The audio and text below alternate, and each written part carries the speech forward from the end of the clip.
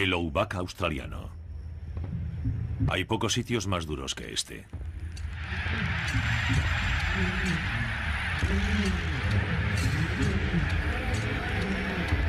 Pero en medio de esta desolación, miles de cacatúas vuelan juntas en una bandada escandalosa y atrevida.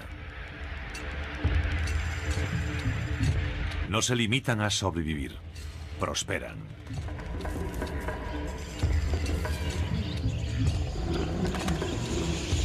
Están por todo el continente. Del calor del interior desértico a la zona de los eucaliptos y las montañas cubiertas de nieve, estos loros coloridos y atrevidos han superado grandes obstáculos, haciendo de Australia la tierra de los loros. Australia, tierra de loros.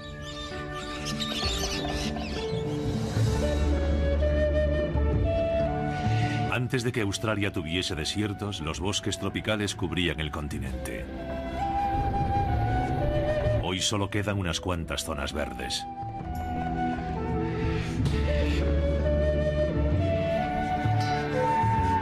Estas zonas exuberantes sobreviven gracias a los monzones tropicales que barren toda la lejana costa norte, trayendo lluvias torrenciales.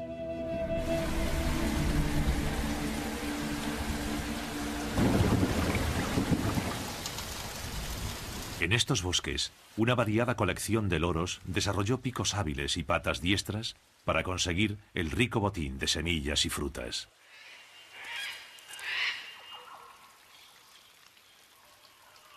El más pequeño de todos, el lorito de la higuera, se alimenta de frutos mayores que su cabeza.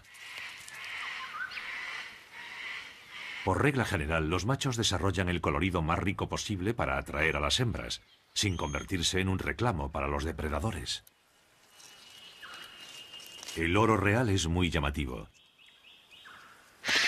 mientras que las plumas verdes del loro carirrojo se funden con el follaje.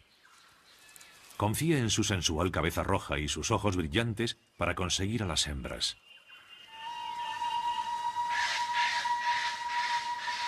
Pero uno de los pájaros más asombrosos del mundo es el loro eclecto, porque rompe prácticamente todas las reglas de las normas de la evolución. El macho es verde y la hembra roja.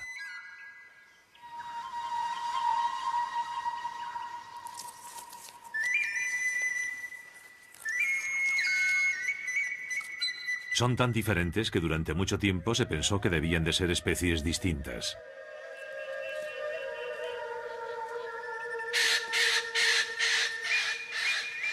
El científico Rob Haveson se propuso descubrir los secretos de esta rara criatura. El loro eclecto es la cumbre evolutiva de los loros. Se sabe poco de su coloración. Es muy diferente y quería saber por qué.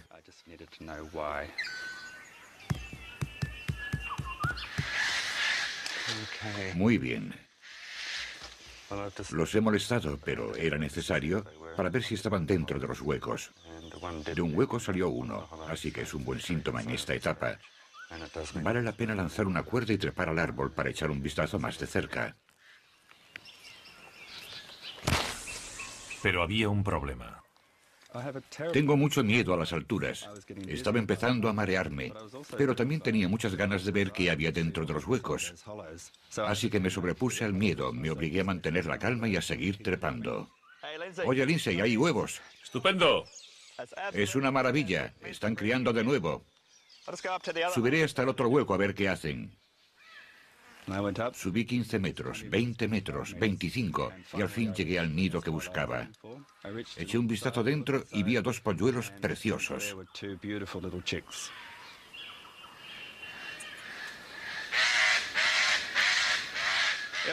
Aquí hay dos polluelos. Son preciosos. Desde hace 8 años, Rob estudia a la hembra y a todos los polluelos que ha tenido en este hueco. Los mide, los marca y controla su crecimiento.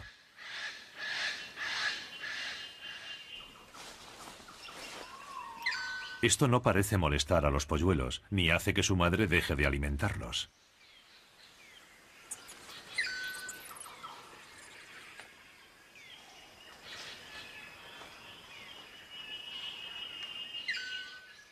La madre es nuestra favorita, una gran reproductora, y ha hecho lo típico en ella, dar vida a polluelos sanos como este. Tienen un buen comienzo para su larga vida en el bosque.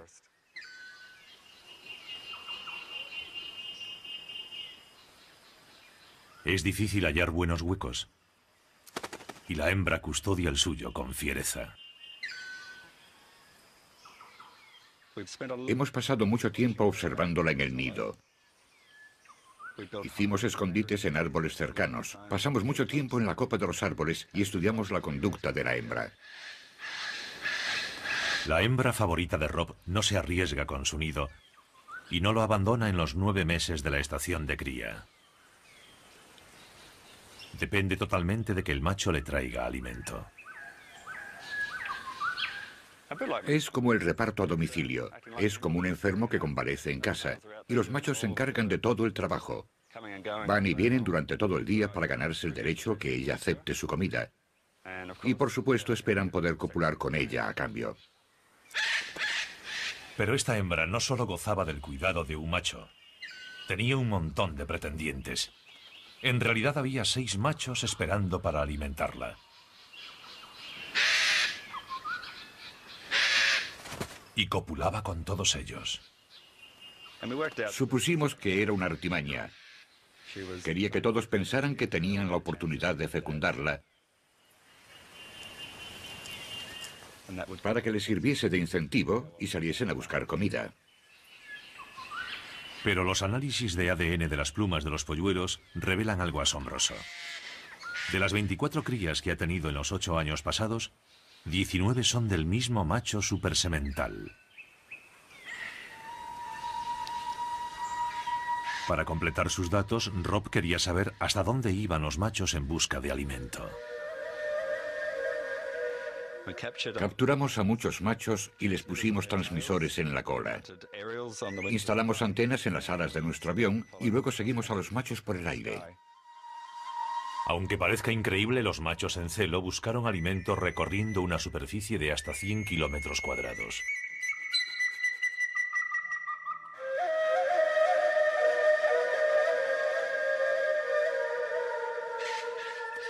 También descubrimos que ese macho atendía a más de una hembra, y algunos machos tenían 3 o 4 hembras a las que visitaban y alimentaban y con las que copulaban. De modo que seguir su trayectoria fue como verlos ejecutar una especie de danza nupcial. Tras visitar a sus novias, los machos vuelven al lado de la hembra favorita de Rob. Los machos suelen volar al nido al mismo tiempo, y cuando se juntan se monta bastante barullo.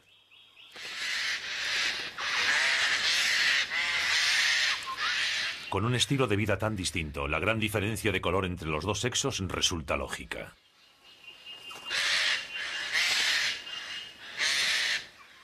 El verde del macho es muy importante para que pueda camuflarse mientras recorre la zona en busca de comida en los árboles. Creemos que los machos usan el rojo bajo sus alas para atraer la atención de la hembra. Por el contrario, el rojo de la hembra tiene como fin enviar un mensaje a distancia. Es como una señal luminosa que les dice a las demás aves, sobre todo a las hembras: alejaos, este hueco está ocupado, no os acerquéis, porque os daré una tunda. Ningún otro pájaro del mundo se aparea de este modo. Es una táctica sexual perfeccionada durante muchísimo tiempo en estos bosques antiguos. Mientras los eclectos hacían sus cosas, en otras partes del continente los cambios drásticos dieron lugar a toda una nueva variedad de loros. Hace millones de años, casi todos los bosques tropicales australianos se secaron gradualmente y se convirtieron en bosques ralos. Muchos loros consiguieron adaptarse a las nuevas y rigurosas condiciones.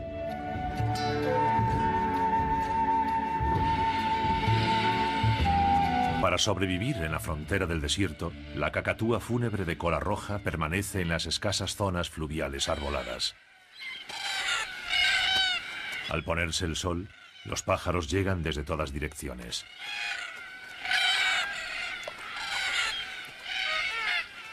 Siendo escasos los huecos de cría, la mayoría de estas cacatúas no tiene pareja. Esta zona fluvial es su lugar de encuentro, y la noche pronto se transforma en una reunión bulliciosa. Las aves jóvenes coquetean exhibiendo los colores de su cola y levantando la cresta. Estas extravagantes crestas eréctiles son las que distinguen a las cacatúas de los demás loros.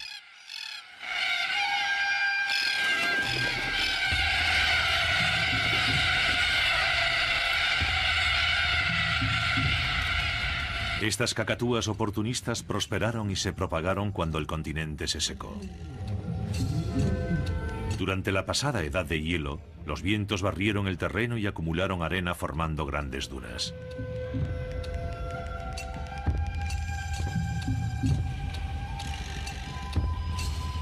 El pasto y los arbustos se extendieron por el desierto produciendo abundancia de semillas.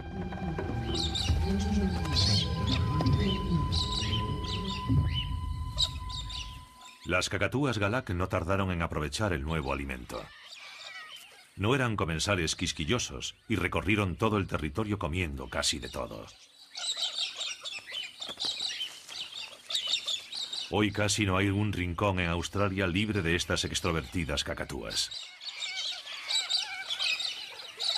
Pero las oportunistas Galak no fueron las únicas que probaron los nuevos alimentos. La menos abundante cacatúa abanderada hace poco se ha aficionado a las sandías espinosas.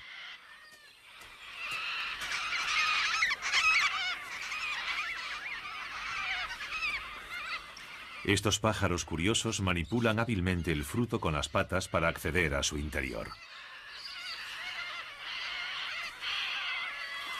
Su nuevo alimento llegó como parte de un buffet exótico.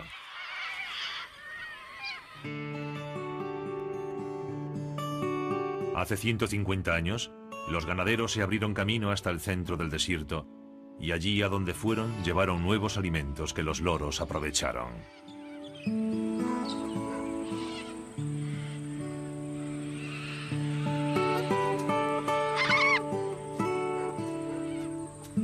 Las sandías espinosas empezaron a cultivarse para alimentar a los camellos de los mercaderes afganos que recorrían el Oubak abasteciendo a las fincas aisladas. Era una vida dura para los primeros pioneros. Y las sequías frecuentes hacían difícil ganarse la vida. Sumándose a los problemas de los agricultores, las cacatúas pronto adivinaron que donde había ganado, había comida para ellas.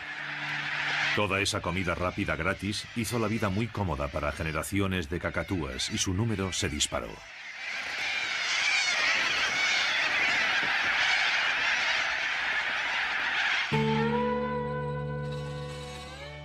Y las cacatúas y los loros siguieron teniendo suerte cuando los colonos encontraron agua bajo tierra y la bombearon hasta la superficie.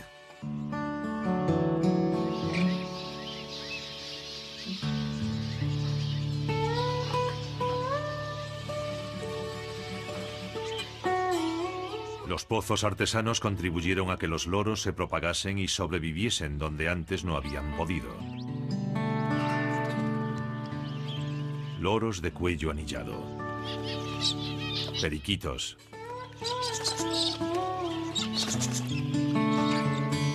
roselas de cabeza pálida, todos acuden a beber en grupos familiares. Los pericos variados pueden vivir en zonas sin agua, pero en el Oubak nadie rechaza una bebida gratis.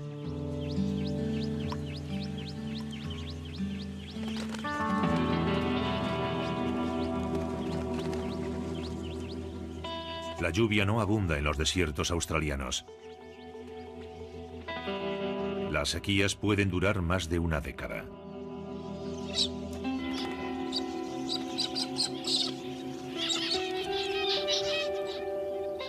Los pozos se convierten en lodazales.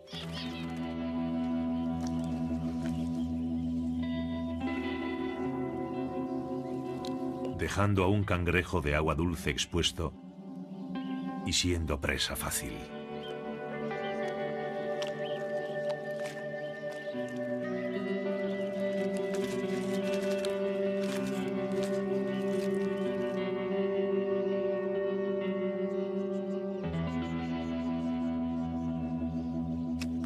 La fauna se ha adaptado para sobrevivir en las épocas cuando los ríos se reducen a charcos.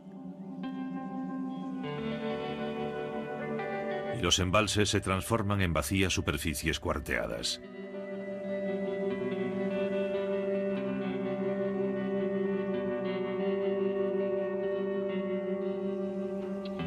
El aire crepita con el calor. Las cosechas son barridas de la tierra.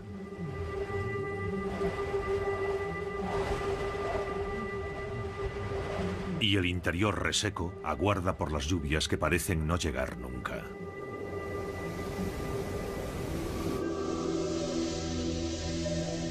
El primer síntoma de que la sequía quizás termine puede ser un calentamiento del Océano Pacífico Occidental.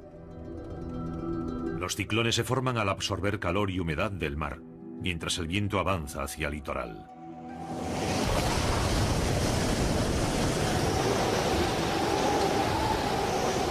Vientos de hasta 250 kilómetros por hora destrozan la costa.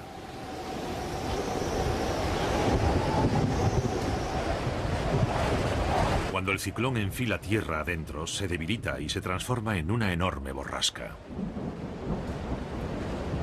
El diluvio baña miles de kilómetros del centro del continente.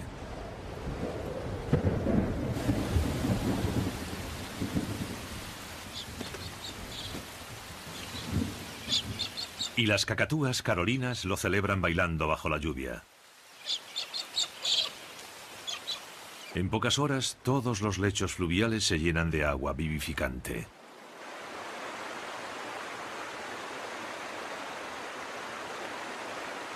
El torrente fluye a través de los angostos cañones de las montañas, erosionando la tierra.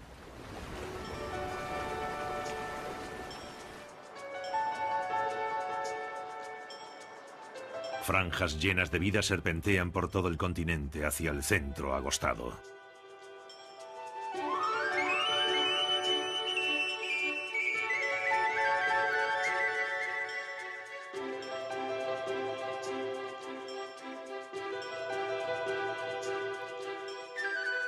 En la región de los canales, los arroyos se extienden por las llanuras antes secas.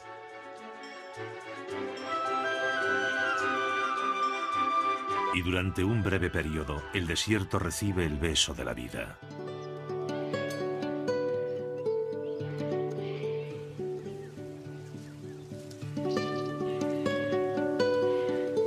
En muy poco tiempo, las plantas del desierto producen gran cantidad de semillas.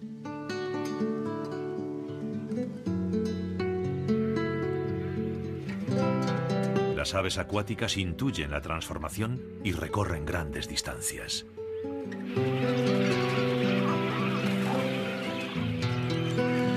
Los peces se reproducen en los lagos recién formados, proporcionando un banquete a los jóvenes cormoranes.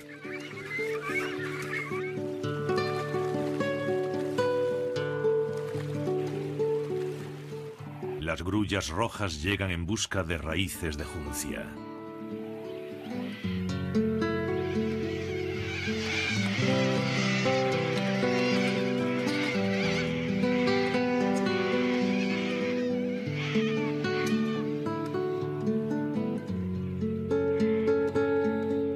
Cuando los pastos autóctonos empiezan a germinar, está todo listo para la llegada de las estrellas del desierto australiano. Los periquitos. Nosotros los tenemos en jaulas, pero en su medio los periquitos recorren el vasto Outback. Cuando llueve, las bandadas acuden desde todas partes. Nadie sabe cómo se orientan. Tal vez oyen los sonidos de baja frecuencia de las tormentas a miles de kilómetros de distancia.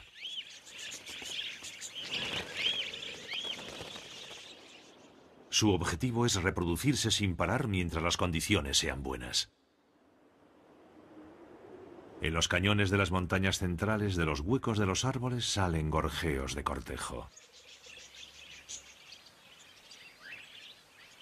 La orilla del río es perfecta para cenar en pareja.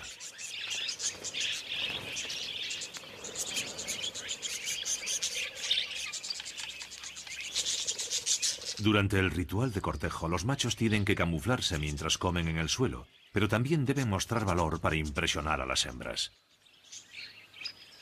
Y el modo en que los periquitos ven sus plumas es distinto a como las vemos nosotros.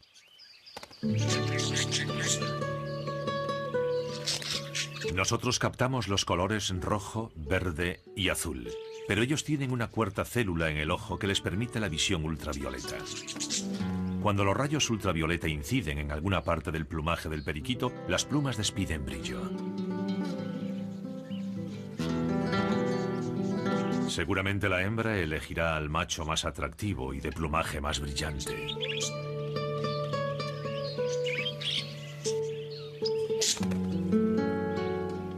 Sobre todo si además pelea bien.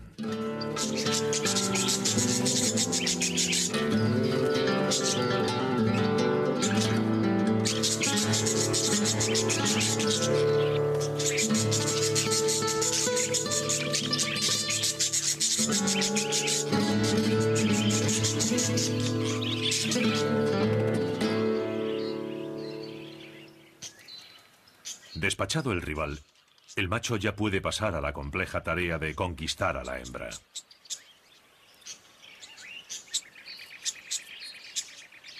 El plumaje de estas aves no solo refleja los rayos ultravioleta. Algunas partes de él se vuelven fluorescentes. En concreto, el cuello y la cabeza.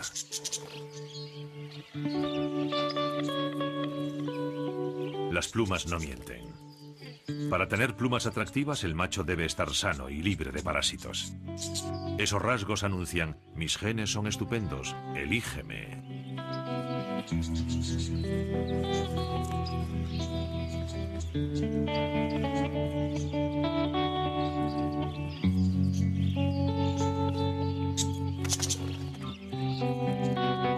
Y si la hembra lo acepta, el macho la alimenta regurgitándole comida en la boca.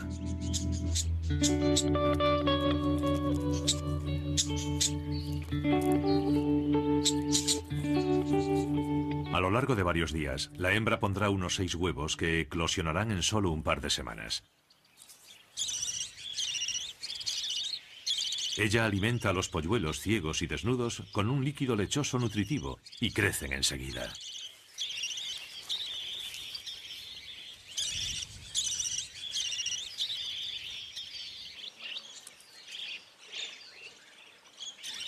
En menos de 12 días le salen las plumas de las alas.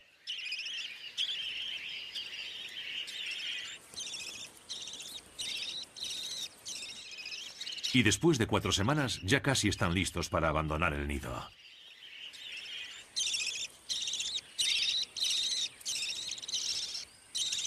Es increíble, pero estos polluelos ya podrán reproducirse a los 60 días de haber nacido.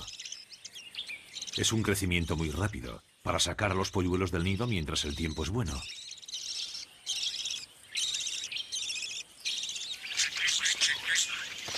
Pero todo podría terminar en un instante. Con sus 2 metros, el varano gigante es el lagarto mayor de Australia.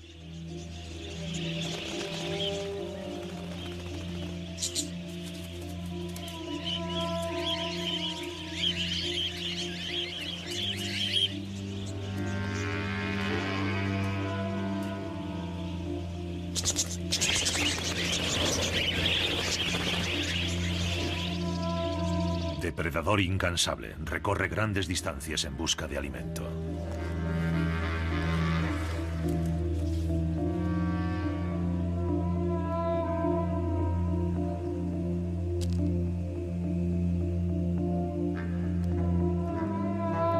El varano localiza a su presa con la vista y detectando moléculas aromáticas que capta con la lengua.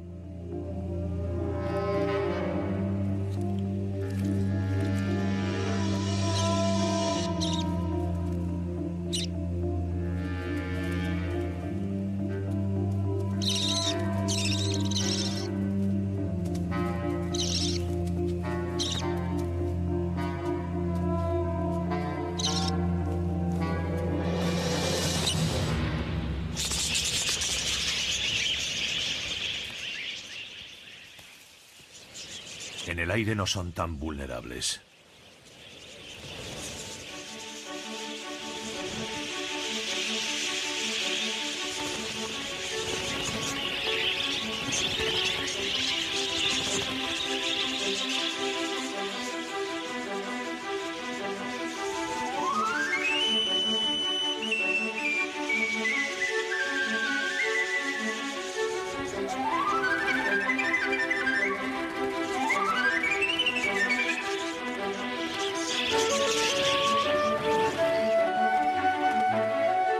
Escuadrones sincronizados vuelan bajo entre las acacias aneuras y el color de su lomo los camufla contra la hierba.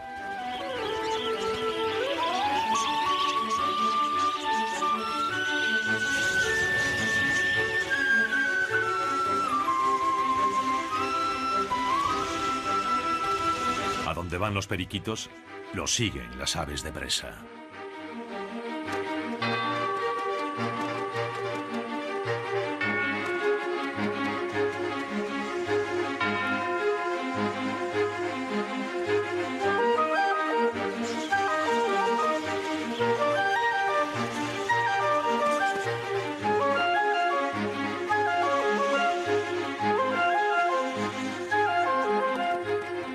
Lo que el cazador anda buscando es un eslabón débil.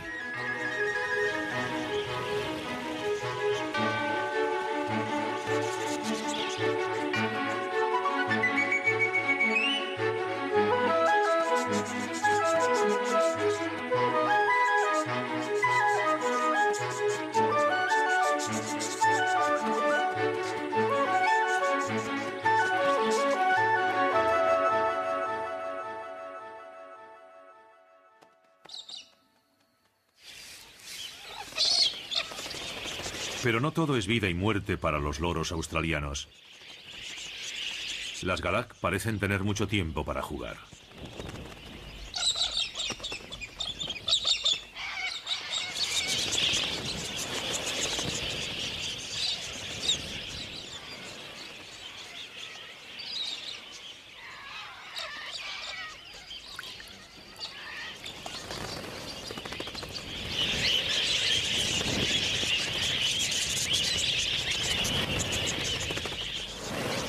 Hay años en que los periquitos se reproducen en tal cantidad que se convierten durante un tiempo en los loros más numerosos de Australia.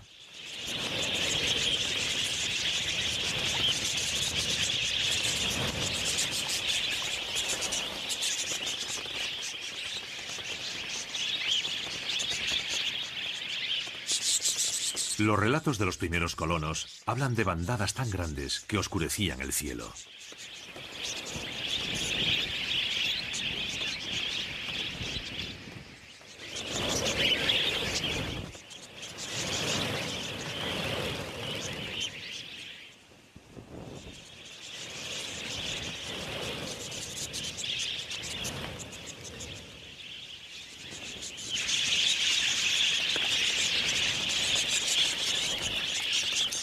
Pero los buenos tiempos no duran eternamente.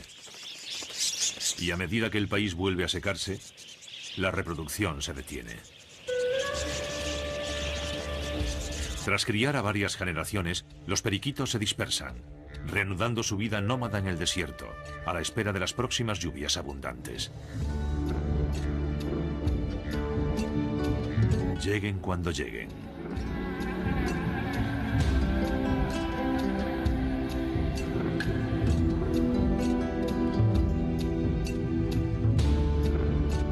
Al contrario que las imprevisibles sequías del interior, las estaciones en la zona sur de Australia son mucho más regulares. En invierno, ráfagas de aire frío antártico traen la nieve a las montañas más altas del país.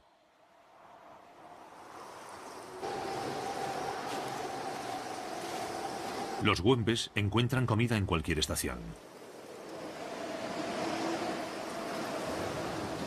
Pero no hace buen tiempo para los loros.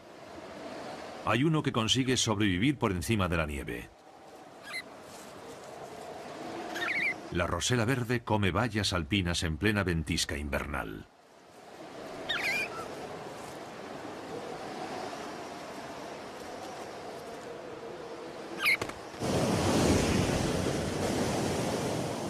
Los frentes fríos traen vientos de fuerza extrema al nivel del mar. Estupendos para los surfistas, pero peligrosos para casi todo lo demás.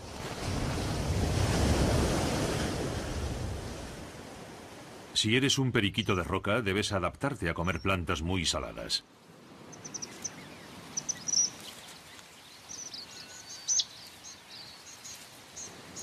Vivir en esta zona salada no es nada fácil, pero estos fuertes animales son muy luchadores.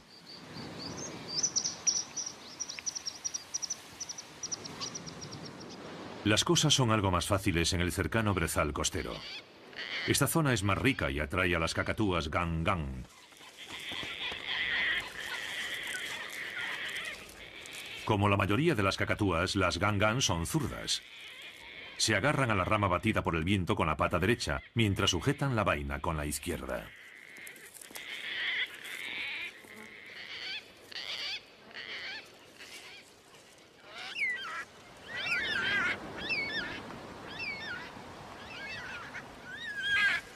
Las cacatúas fúnebres de cola amarilla también prefieren usar la pata izquierda para manipular las piñas llenas de semillas de las banksias.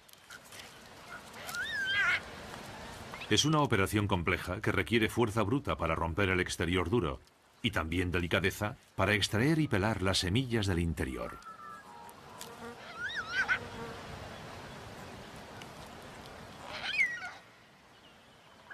Pero las plantas que estas aves necesitan para sobrevivir tienen que quemarse para regenerarse. Todo lo que hace falta es una tormenta.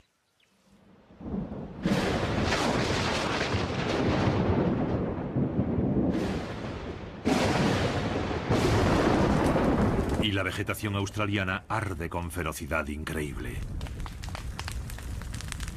Los frutos de la banksia necesitan mucho calor para liberar sus semillas. Las vainas de la jaquea se abren. Las cápsulas de eucalipto caen al suelo.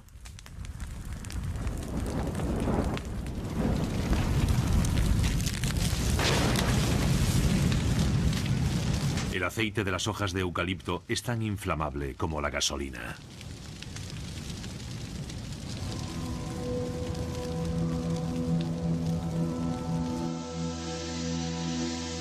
Ningún otro continente arde de modo tan espectacular como Australia.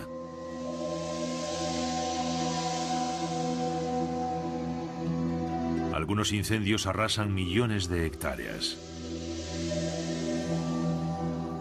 Pero a las pocas horas, los currawong ya están picoteando entre las cenizas. Y las roselas carmesíes que sobrevivieron al infierno se deleitan con las semillas tostadas de eucalipto.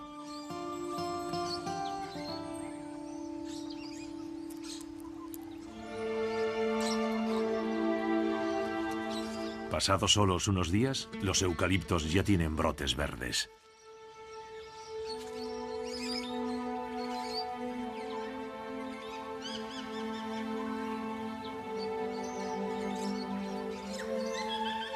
En unos pocos años el bosque se recupera.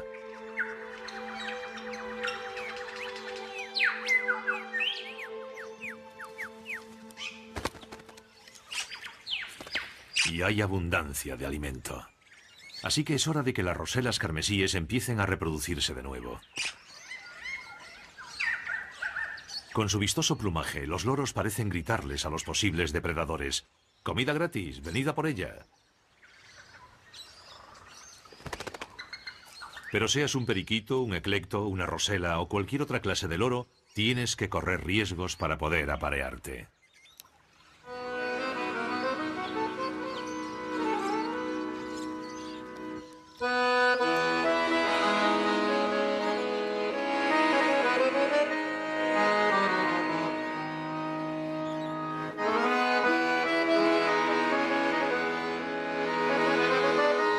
A veces el color también sirve como defensa.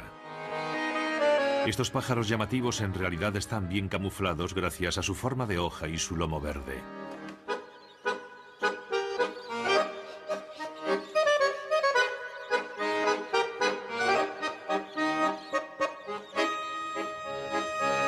No obstante, aún no tienen disfraz para las zonas urbanas. Desde que los australianos empezaron a plantar árboles autóctonos en sus ciudades, la comida está servida. Y los loros aceptan encantados la invitación.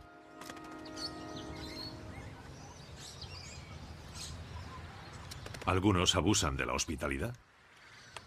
Y como tiene mucho tiempo libre, esta cacatúa se pone a devorar un aislante eléctrico. Mientras que la cacatúa sanguínea ataca todo lo que encuentra a su paso. hasta el asfalto de la carretera. Y después, el césped de los vecinos. Pero estos destrozos son poca cosa, comparado con lo que les hacen a los agricultores. Y a las cacatúas les encantan las nuevas técnicas de cosechado.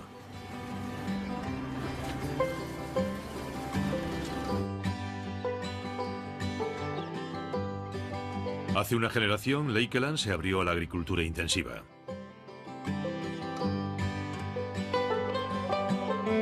Era un lugar idóneo para el maíz y los cacahuetes. Y cuando las cosechas crecieron, llegaron las cacatúas galerita.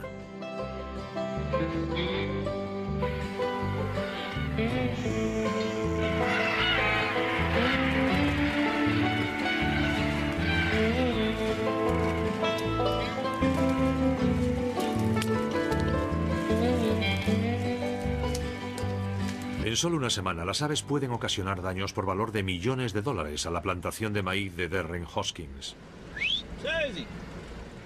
Con los años su número ha aumentado mucho. El principal motivo es que en su hábitat natural no tienen mucha cantidad de alimento todo el año, mientras que en el valle, aquí en Lakeland, incluso en la época más seca, en agosto-septiembre, cuando la sequía es mayor, aún hay restos de cosecha en el suelo y las aves siempre tienen alimento. Así que pueden reproducirse los 12 meses del año sin problema y tienen comida y agua a su disposición. Para ellas esto es un paraíso. Cuando han acabado con el maíz, las cacatúas se dirigen a los campos de cacahuetes donde destrozan las balas de heno.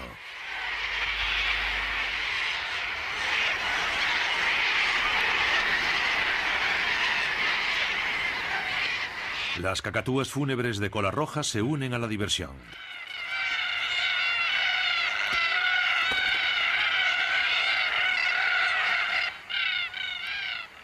¿Pero qué hacen los agricultores para controlarlas? Lo que hacemos es pasar con el coche y hacer disparos con un rifle potente. El simple ruido ya las asusta. Y también tocamos el claxon.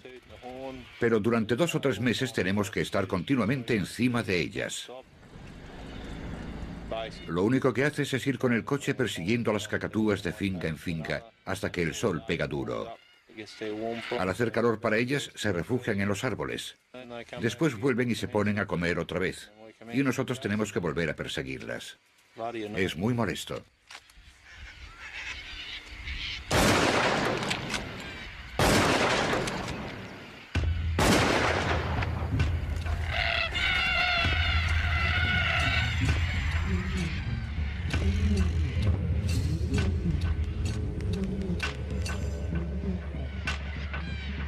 Más al sur, en la zona triguera, hay cacatúas distintas. Pero la historia es la misma. En pequeña cantidad, las pequeñas corelas son una monada y muy simpáticas.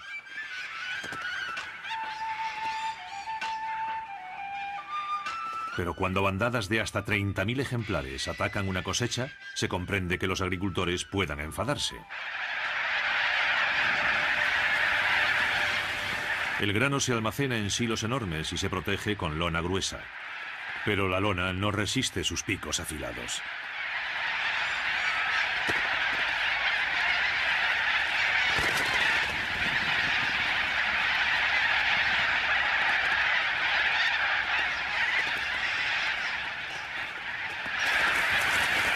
Y tras devorar el plato principal, vuelan hacia el viñedo más cercano para tomar el postre.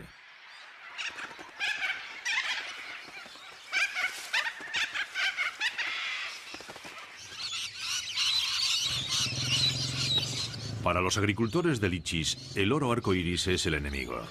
Estos agricultores se pasan todo el día guardando su huerto para mantener a los pájaros a raya.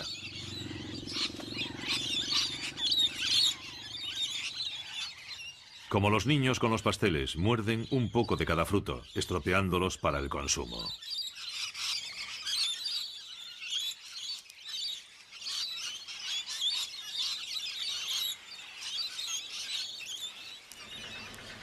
El agricultor debe darse prisa para recoger la fruta antes que las aves.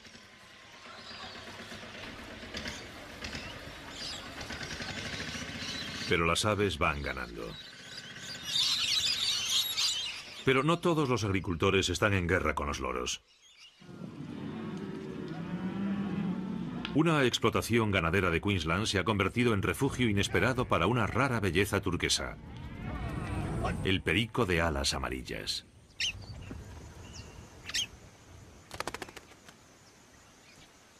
En el siglo pasado, los criadores de aves atrapaban a estos preciados loros y expoliaban sus nidos. Esa rapiña dejó a la especie pendiente de un hilo. Para empeorar más la cosa, estos loros quisquillosos tienen unas necesidades concretas para vivir. Para empezar, una pareja necesita un termitero bien aislado para refugiarse y hacer su nido. Han adoptado como hogar la finca ganadera de Sue Sefar.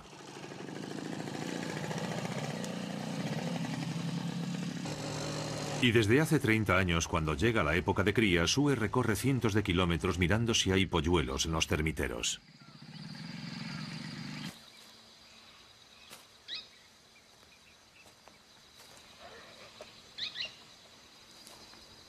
En la mitad de los termiteros ocupados, Sue ha encontrado el suelo del nido cubierto de larvas que solo se ven en los nidos de los pericos de alas amarillas. Las larvas son de una polilla que sincroniza el nacimiento de sus crías con el de los polluelos. Las larvas comen los excrementos de los polluelos, así que todo el mundo contento.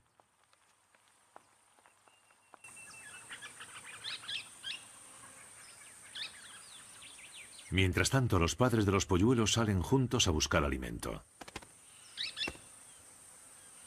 Cuando regresan, el padre vuela hasta el termitero para ver si todo está en orden.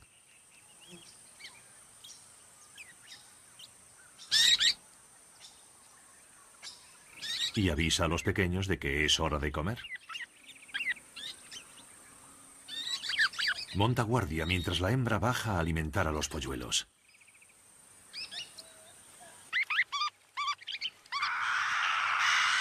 Una tarea agotadora, porque los polluelos necesitan 4 o 5 comidas al día.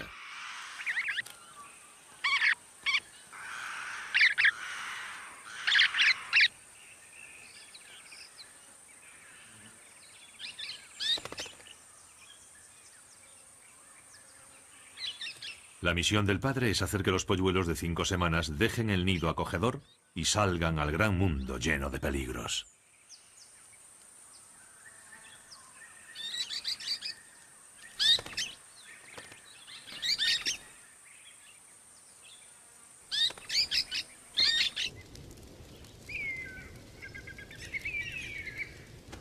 Es la estación seca, así que es difícil que las aves jóvenes encuentren alimento en la espesa hierba.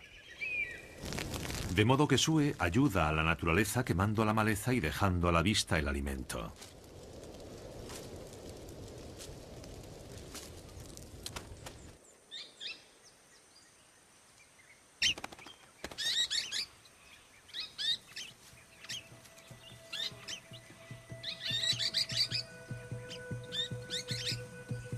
La finca de Sue es un paraíso para los pericos de alas amarillas, y lo que ella hace puede ser lo único que salve a estas aves de la extinción.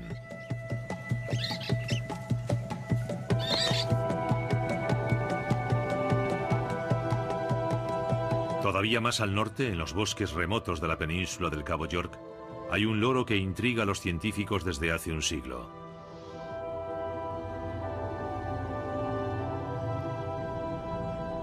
Steve Murphy vino aquí siendo un joven biólogo, hace 10 años.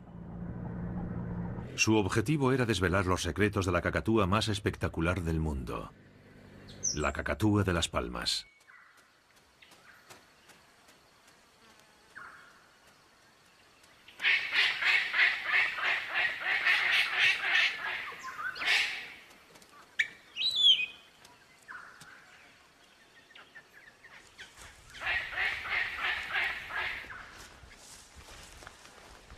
Pocas personas han visto esta ave. Fíjense, ahí viene. La cacatúa de las palmas surgió hace decenas de millones de años, cuando Australia estaba cubierta de bosques tropicales. Es la abuela de todas las cacatúas. Poco se sabía de este pájaro misterioso hasta que Steve Murphy empezó a estudiarlo.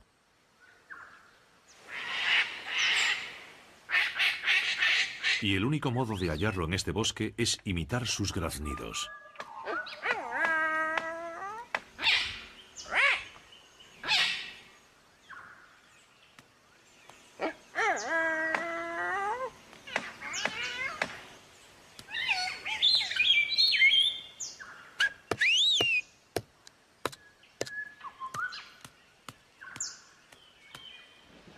Un amplio repertorio de graznidos les permite comunicarse. El graznido de saludo es uno de ellos. Parece como si le dijesen hola a su pareja o a las cacatúas vecinas. Al contrario que otras cacatúas, las de Las Palmas no viven en grupos. Buscan una pareja y se pasan con ella toda la vida. Y pueden vivir hasta 90 años. Una cacatúa en cautividad tuvo su primer polluelo a los 54 años.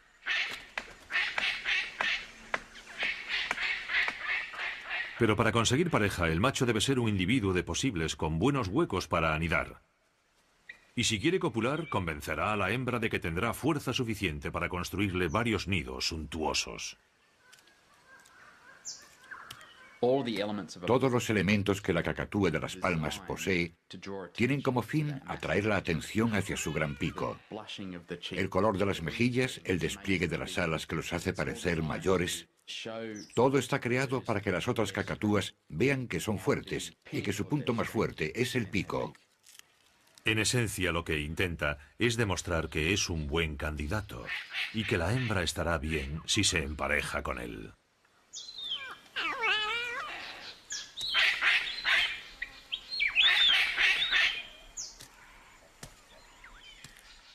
Se reúnen por la mañana y por la tarde en los huecos de los árboles. Se ponen al día, y la verdad es que a veces parece que oímos a un viejo matrimonio.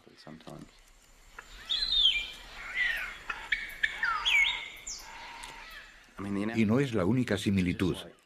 Así como los humanos sienten orgullo de sus hogares, las cacatúas de Las Palmas también lo sienten.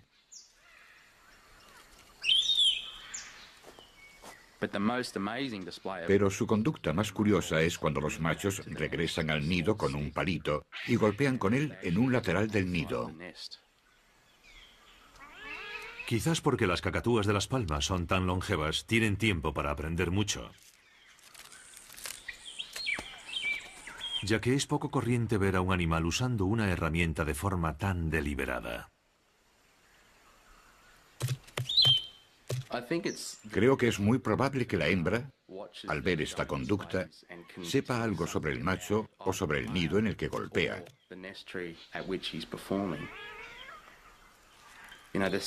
Puede que el sonido de los golpes en el nido le dé información. No lo sabemos seguro, pero ella lo observa muy atenta.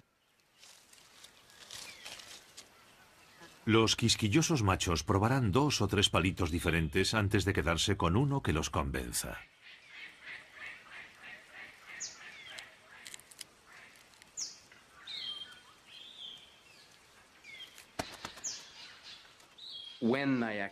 Cuando dan los golpes contra el nido, parecen hacerlo con ritmo.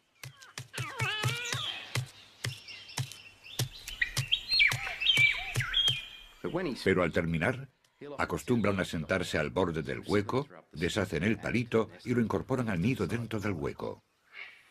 Si la hembra queda impresionada, bajará y se unirá al macho en la entrada del nido, para ver si sirve para la apuesta.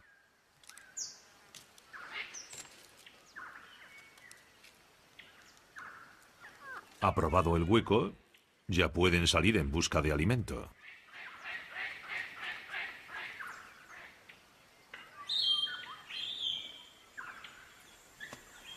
Las aves de la zona se reúnen en los árboles que tienen fruta. El robusto pico de las cacatúas de Las Palmas, que es el mayor de todas las cacatúas, les permite comer alimentos a los que otras cacatúas y otros animales en general no tienen acceso. Creo que las cacatúas de Las Palmas son muy inteligentes. Solo hay que observar a una pareja durante el cortejo o a un macho golpeando con un palito para comprender que son capaces de pensamientos complejos. Por supuesto, estas cacatúas de Las Palmas no son las únicas inteligentes. Todos los loros son listos. Mientras que la mayoría de las aves solo aprenden cuando son jóvenes, los loros siguen acumulando conocimientos durante toda la vida y se los transmiten a sus congéneres. Sumemos esa inteligencia a sus picos hábiles y sus dedos ágiles, y es como si los loros estuviesen preadaptados para este continente cambiante. Desde que la tierra se secó a la llegada de los europeos, estas aves llamativas han prosperado, haciendo de Australia la tierra de los loros.